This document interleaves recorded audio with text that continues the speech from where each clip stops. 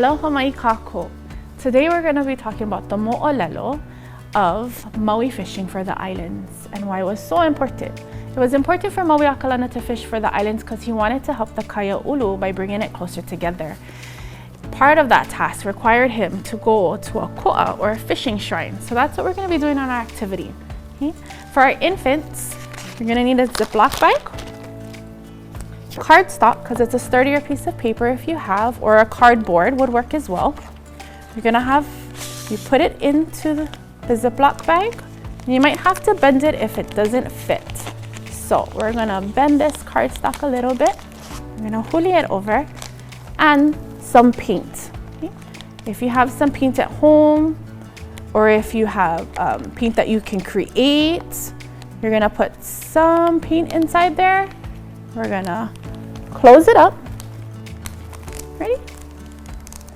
And now, as your infant is on their opu for tummy time, or if they're starting to learn how to walk, what you can do for tummy time is you can leave it on the bottom and have them reach out and feel for it, like Pai's gonna do.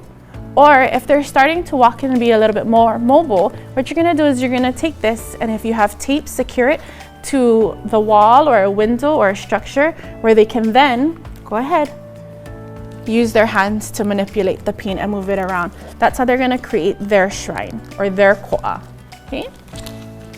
For our older keiki, we're going to have them go outside and collect some pohaku, some rocks. So we have some bigger rocks and we have some smaller colorful rocks. Hei's gonna take this one and I'll have this. And we're going to build. And so you're gonna ask your keiki to build a ko'a or build a foundation as if they were making a fishing shrine. So you can talk about the base on how if we want to go bigger, we need to have a bigger base, right? Or you can be like Pai, she just lined it up and she just has them stacking up. Okay?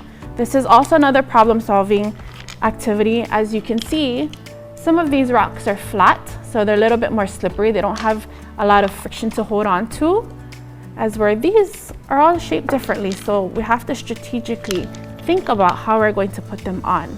Okay, ko'as were important during that time, and they are still as well for some that practice it.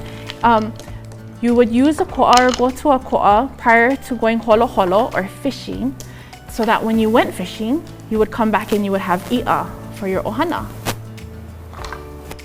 This was a place that Māuiakalana went in Ulehava, and the ko'a that he went to seek there is Ponohake One.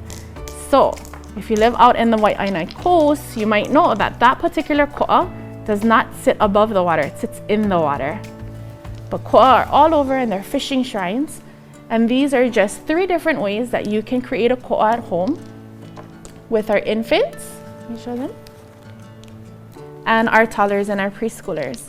So mahalo for checking in today, and we hope to have you on our next mo'olelo.